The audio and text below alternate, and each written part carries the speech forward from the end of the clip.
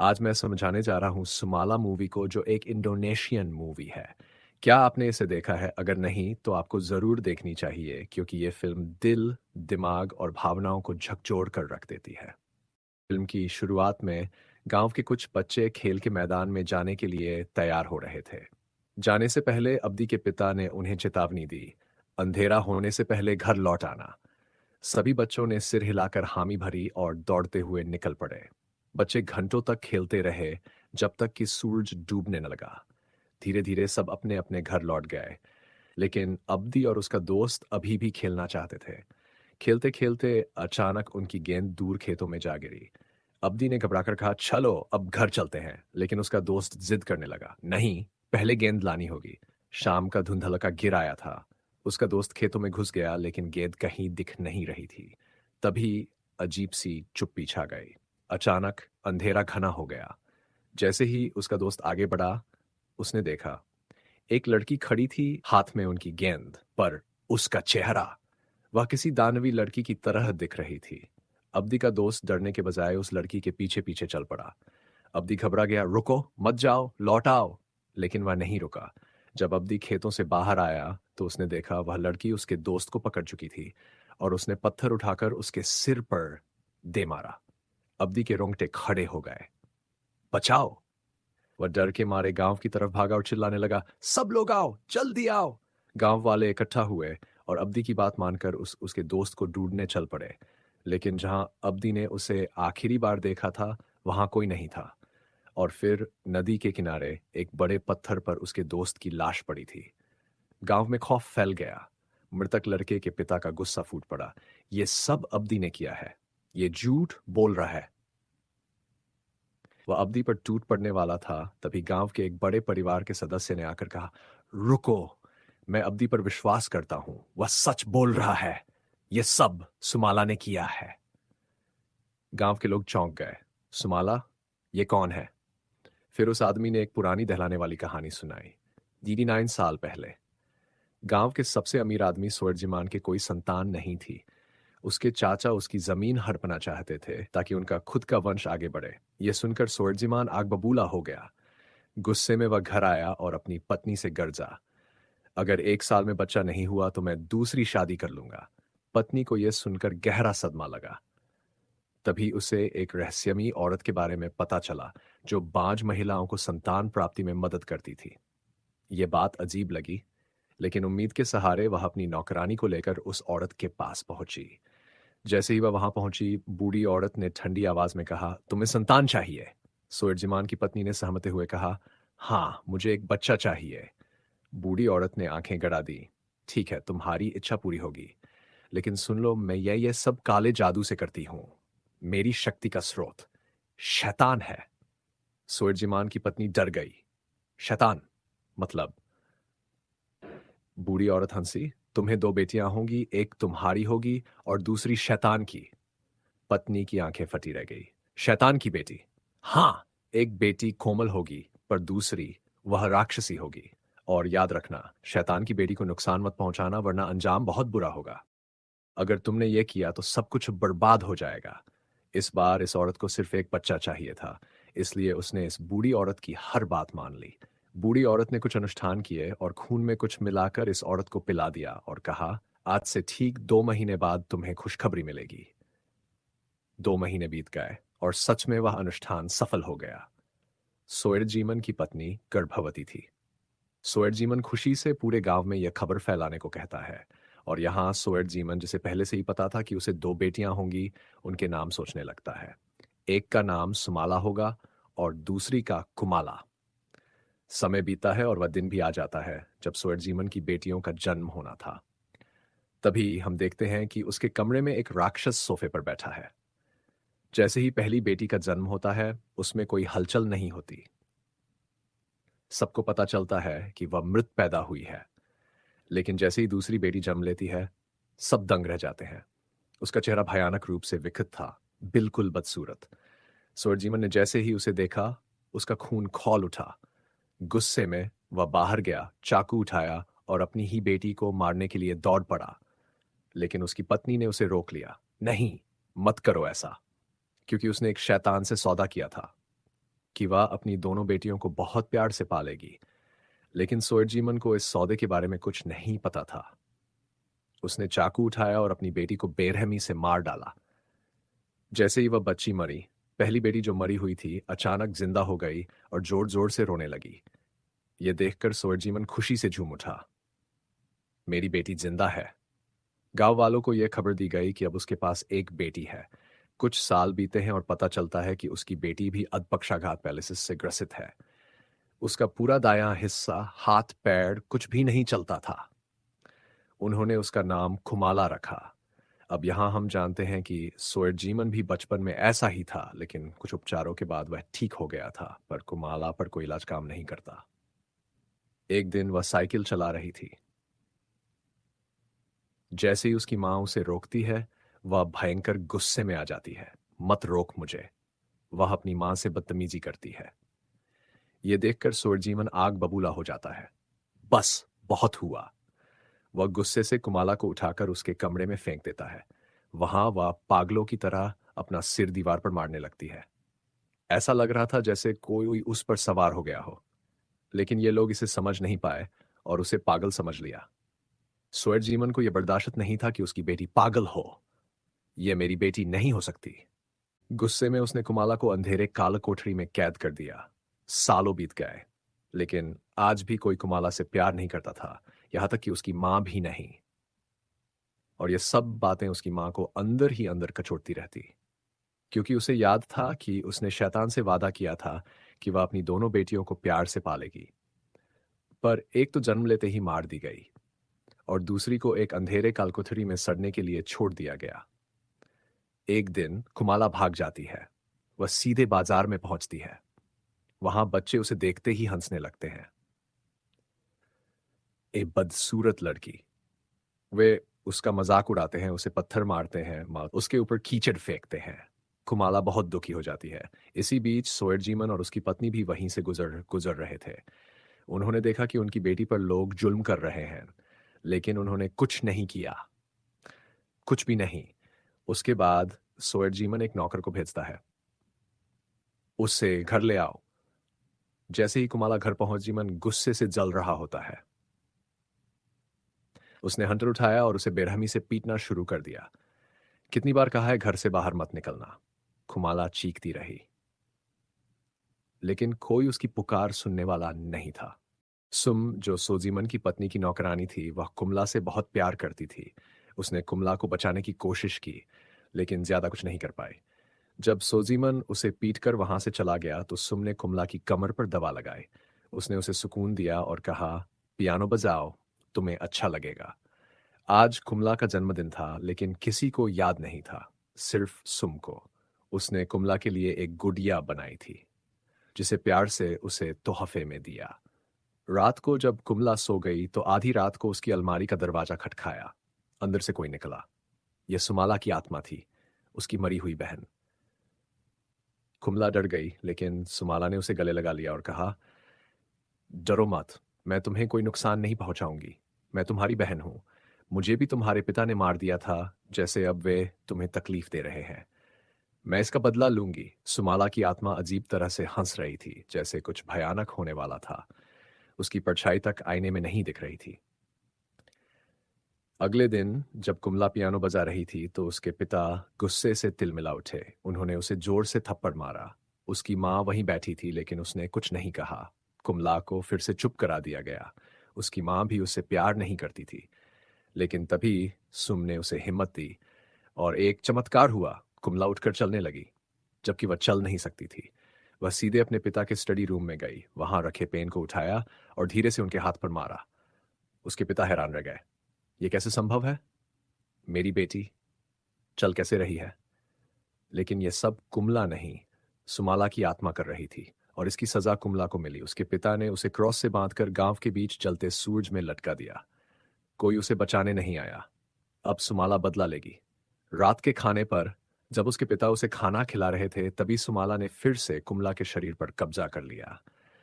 कुमला अजीब हरकतें करने लगी। उसने अपने कपड़े अजीब तरीके से उतारे और खाने की मेज पर डरावने ढंग से हरकतें करने लगी। उसकी मां ने जब आईने में देखा तो कांप उठी। यह सब सुमाला की आत्मा करवा रही थी। सुम ने कुमला को वहां से ले जाने की कोशिश की, लेकिन कुमला जोर से झटके से छूटकर खेतों की ओर भाग गई। और फिर वह वहां जाकर कच्चे मुर्गे खाने लगी। क्या हो गया है मेरी बेटी को? कुछ समय बाद जब उसे होश आता है तो सुम उससे पूछती है, कुमाला, तुम ये सब क्यों कर रही हो? तुम तो ऐसी नहीं थी। इस पर कुमाला सच बताती है, मैं ये सब नहीं कर रही हूं, ये सब मेरे साथ हो रहा है। सुमाला की आत्मा। कुमाला की माँ ने भी ये सब सुन लिया था और अब वह डरने लगी। उसे पता था कि उसने उस राक्षस से किया गया समझौता तोड़ दिया है, और अब उस औरत की चेतावनी के अनुसार उसका पूरा परिवार, उसकी हर चीज,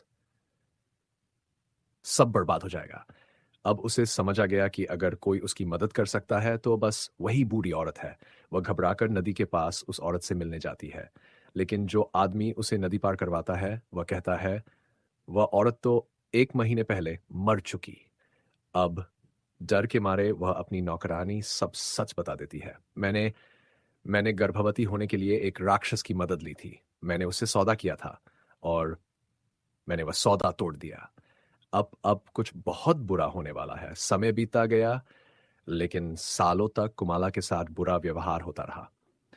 सुम अपने मालिक सुदजिमन से कहती है, कृपया मास्टर, कुमाला पर यह जुल्म बंद कीजिए। लेकिन वह गुस्से में कहता है, कुमाला बदतमीज होती जा रही है, उसे सजा देना जरूरी है। इसके बावजूद सुम चुप नहीं बैठती।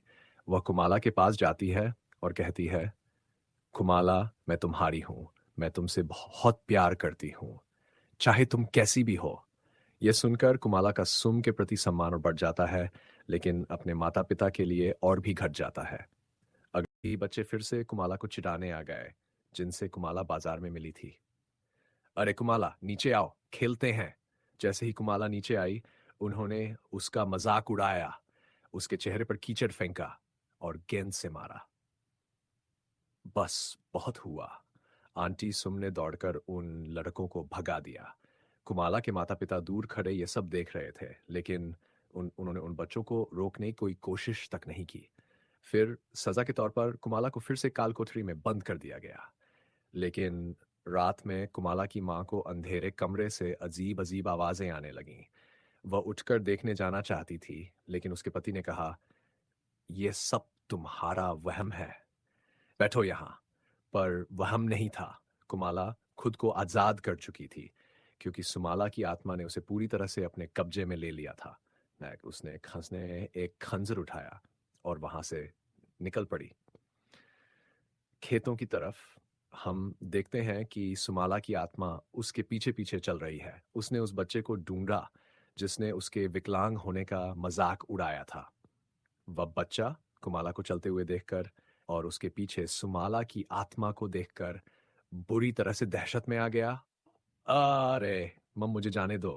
आ, वह अपने घर की तरफ भागने की कोशिश करता है, लेकिन कुमाला ने उसे पीछे से पकड़ लिया। अब तुम्हें समझ आएगा दर्द क्या होता है। और फिर उसने खंजर से उसकी कमर में गहरा वार किया और उसे मार डाला। फिर वह उसके दो और दोस्तों के पास गई। पहले उसने उन्हें डराया, उनका मजाक उड़ाया और फिर उन पर हमला कर दिया और दोनों को बेरहमी से मार डाला। रात में मरे हुए तीनों बच्चों को अगली सुबह उनके माता पिता और पूरे गांव के लोग ढूंढ रहे थे, लेकिन वे कहीं नहीं मिले। गांव वालों ने तय किया कि अगले दिन वे दूसरे गांव गांव जाकर उनकी तलाश करेंगे। तब तक किसी भी बच्चे को घर से बाहर निकलने की मनाही थी। अब सारे बच्चे घर के अंदर ही छिपे हुए थे और आपस में बातें कर रहे थे। कौन जाने वे तीनों हमें डराने के लिए कहीं छिप गए हों। उन्हें क्या पता था कि मौत उनका इंतजार कर रही थी। तभी खुमाला आई और बॉल को वहां रख दिया। फिर बॉल को उठाया और बाहर ले गई। सारे बच्चे बॉल लेने के लिए बाहर निकल आए, लेकिन तभी एक बच्चे ने कुमाला के हाथ में खंजर देख लिया। रुको, ये क्या? पर तब तक बहुत देर हो चुकी थी। जैसे ही बच्चे बाहर आए, कुमाला ने उन सबको बेरहमी से मार डाला। सुबह होते ही गांव वालों को जगह जगह बच्चों की लाशें मिलने लगीं। किसी की लाश पत्तों के नीचे छिपी थी, तो किसी का शरीर खून से लथपथ पड़ा था। और अब गांव में मातम छा गया था। यह तो बस कयामत की शुरुआत थी।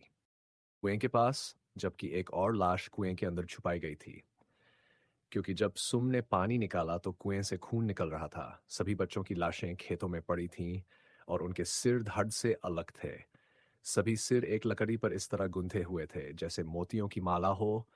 ये देखकर हर कोई दहशत में आ गया, यहाँ तक कि सोरजिमान भी। अब क्योंकि इन लाशों के पास कुमाला की गुड़िया मिली थी, तो सभी को लगा कि यह सब या तो कुमाला ने किया है या उसके पिता ने। जैसे ही गांव वाले सोएडजिमान के घर पहुंचे, सोएडजिमान ने गुस्से में कहा, क्या कोई सबूत है तुम्हारे पास कि मैंने यह सब किया है? और अगर तुम मेरी बेटी पर इल्जाम लगाना चाहते हो तो बताओ, वह यह सब कैसे कर सकती है? वह तो ठीक से चल भी नहीं सकती। लेकिन तभी सोएडजिमान के दिमाग में एक बात आई। कभी कभी कुमाला चलने लगती थी और अजीब हरकतें भी करती थी। क्या यह मुमकिन है कि उसने ही यह सब किया हो? लेकिन वह तो रात में काल कोठरी में बंद थी, फिर वह बाहर कैसे गई? ये सोचकर जैसे ही सोएर्जिमान काल कोठरी में गया, उसने देखा वहां एक बहुत बड़ा गड्ढा था जो बोरी से ढका हुआ था। यह देखकर सोएर्जिमान का शक यकीन में बदल गया कि यह सब कुमाला ने ही किया है। डर के मारे कुमाला की मां पहली बार बोली और कहा, यह सब कुमाला ने नहीं किया बल्कि सुमाला की आत्मा ने किया है। सोएर्जिमान को यकीन नहीं हुआ। तब उसकी पत्नी ने कहा, मैंने खुद नी आंखों से सुमाला की आत्मा को देखा है।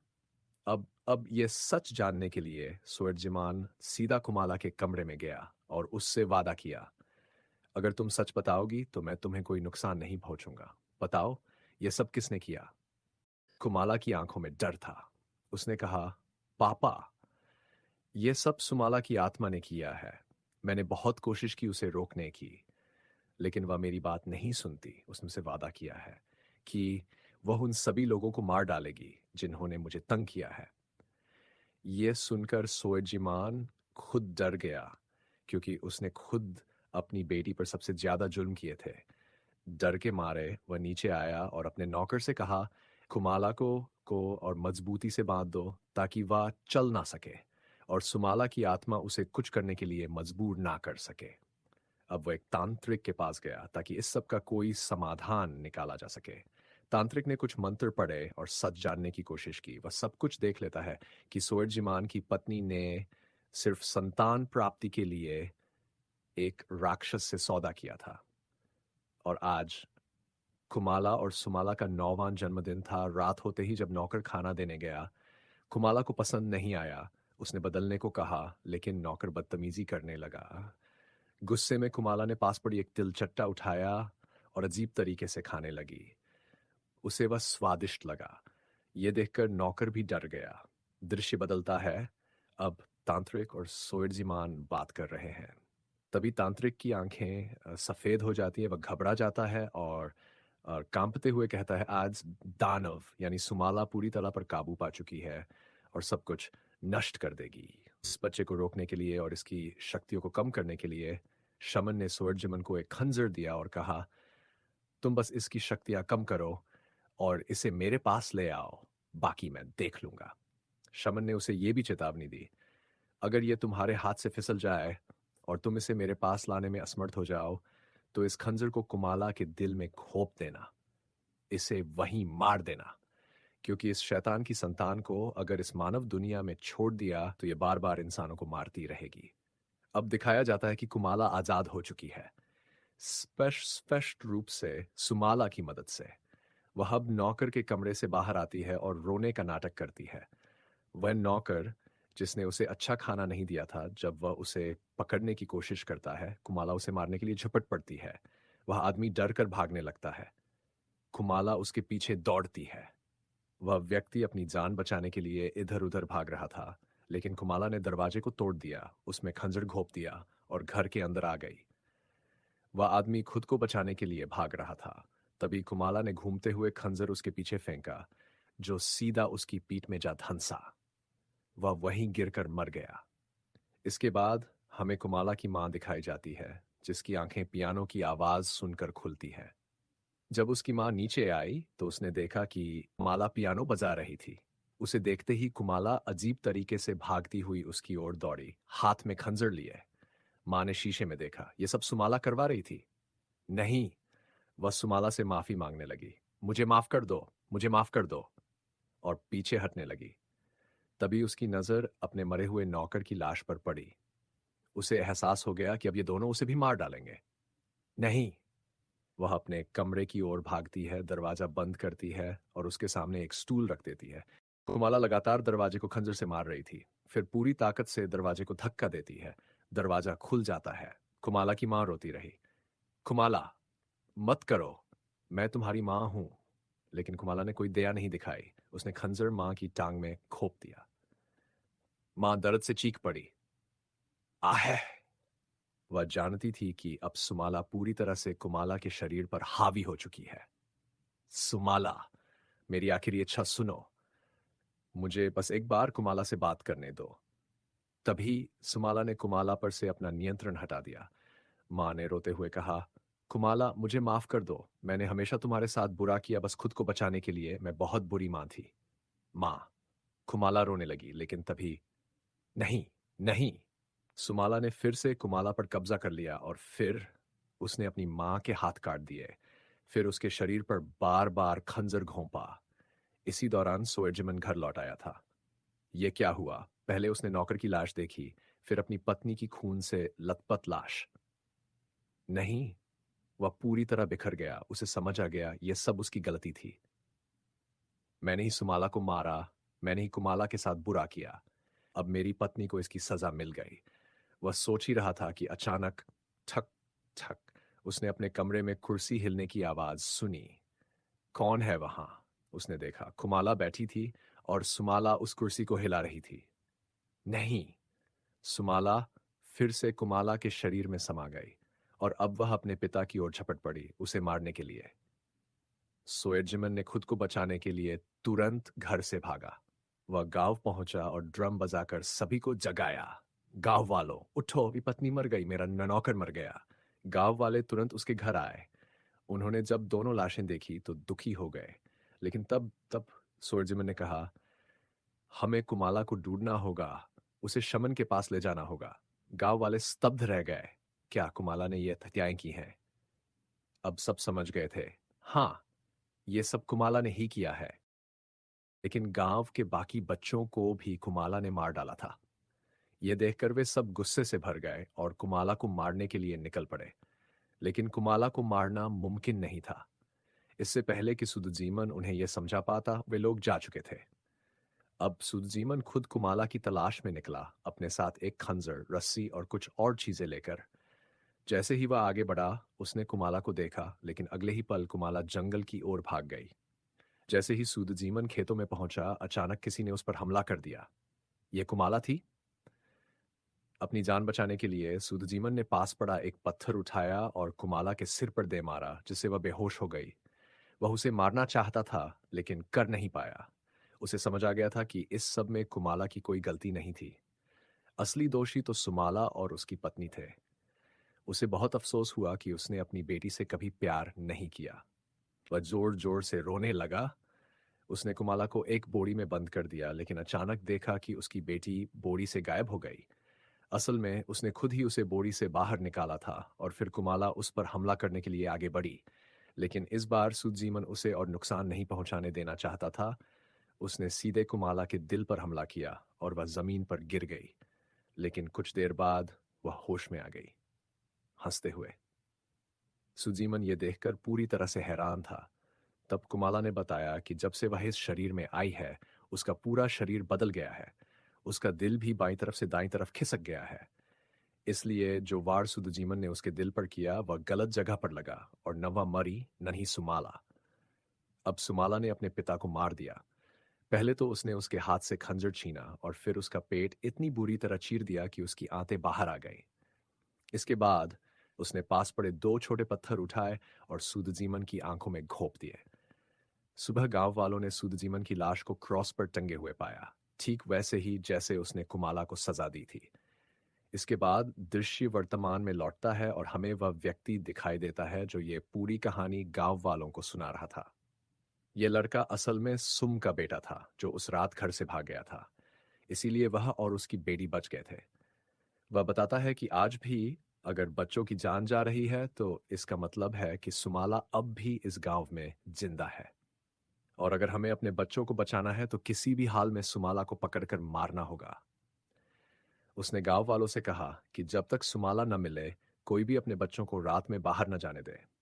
सब उसकी बात मानकर घर चले जाते हैं। रात को हमें वह पिता दिखाई देता है जिसका बच्चा शुरुआत में सुमाला का शिकार बना था। वह इस आदमी की बातों पर बिल्कुल भी यकीन नहीं करता। उसे लगता है कि यह सब काम अब्दी ने किया है। वह रात में अब्दी के घर के पास जाता है, उसे मारने के इरादे से। लेकिन तभी वह देखता है सुमाला वहां मौजूद है।